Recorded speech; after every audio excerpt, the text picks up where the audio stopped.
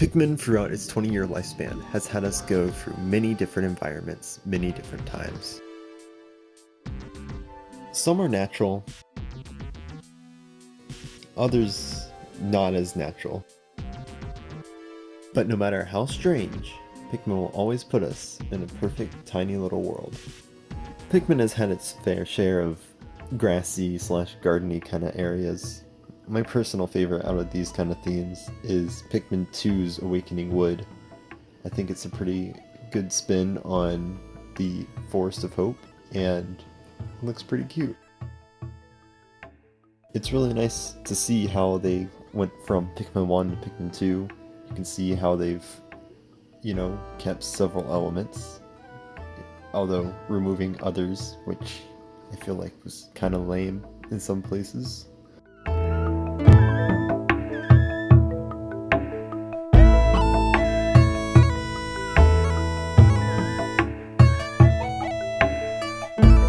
As for other grassy areas, the impact site and I'm going to count the final trial are both very nice, small and contained little levels that I personally think utilize all of the Pikmin abilities that were in Pikmin 1 perfectly.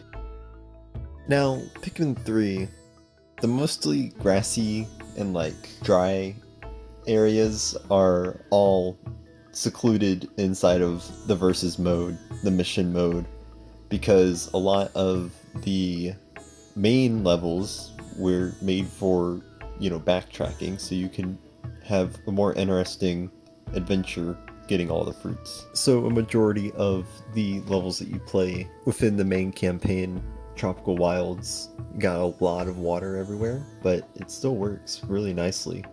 There's certain areas that don't have as much water, and those are really fun to, run around in. The first area, not really the first area, but Garden of Hope is a really fun place to be in, especially since it's where you first get blues, so they have this really nice big pool of water in the back of the level for the second to last event of the game.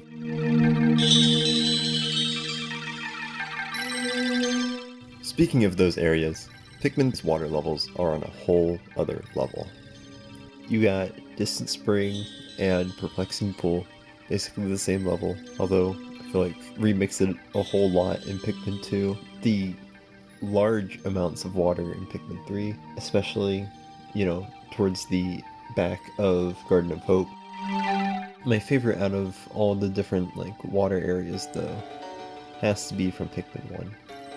There's just something really off-putting and strange about Distant Spring, and I kind of like that feeling that it gives off, especially since it's the last big major area that you're going to before the final tiny area, so it's pretty cool. A close second for my favorite water level is from Pikmin 2's caves, but it doesn't appear very frequently, and there is other units similar to it. It's just they don't have the same feeling as the single cave unit that only appears in Hole of Heroes or Dreamed In. Something I can't really ever wrap my head around is the fact that a lot of the water levels in Pikmin games have the best puzzles, such as in Pikmin 1, this little short puzzle I think is pretty neat. Pikmin 2 kind of had a moment like this right here, but a better example would be getting the replica onion, or onion replica, whatever it's called. I don't have any footage of that. What's really cool about some of these water levels is that you can see the moss growing off of things, and it's a lot of really beachy areas. But you know what beaches have in common with certain Pikmin themes? That's right, sand. Now, there isn't a lot of desert themes. You could count Formidable Oak, I guess, but a better example would be Thirsty Desert from the mission modes. And that's it. Sure, there's the concrete caves in Pikmin 2, but that's about it. My guess is that there's a lack of sandy, deserty kind of places because you start off with red Pikmin, and it might just make more sense to have an area like that if you have to unlock red Pikmin later, since, you know, it's hot and arid and it'd be a perfect place to have fire kind of enemies, but Nintendo just hasn't done it yet.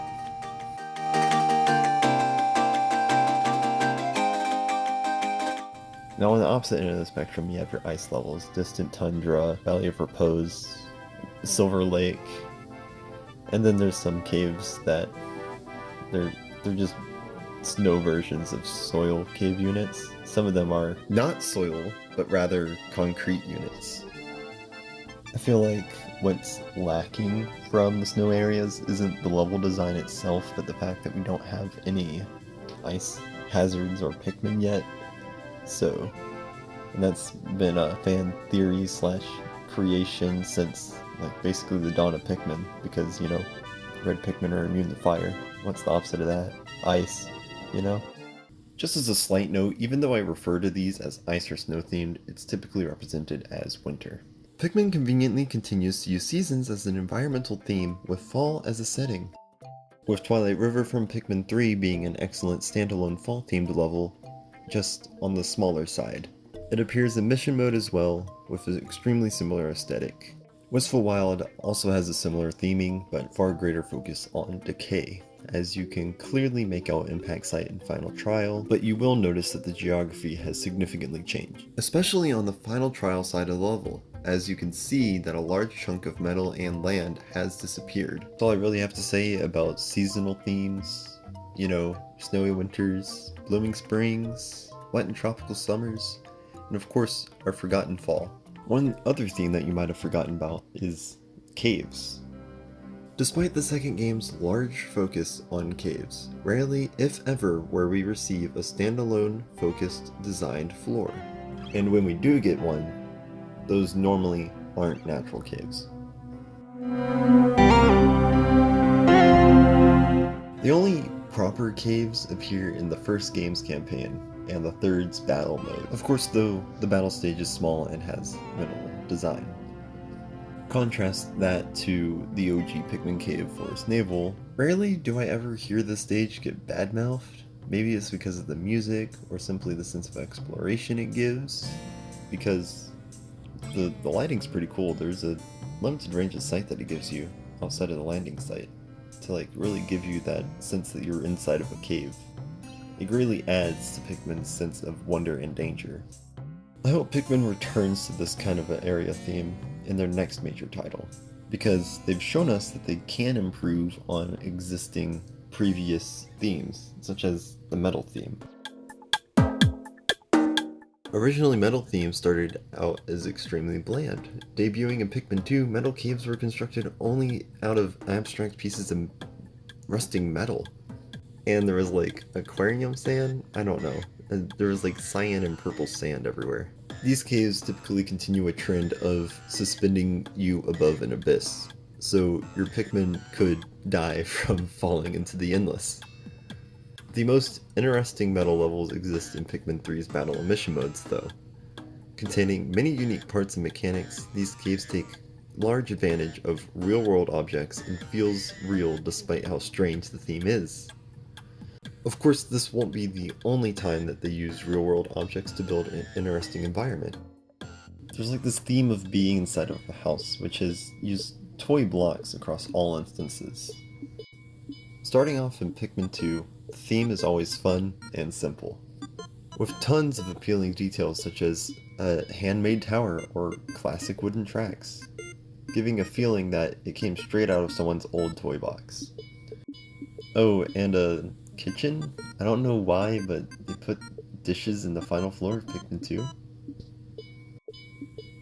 Which kind of brings us into Pikmin 3's very unique festive mission level, where you explore what seems to be a table at a Christmas party.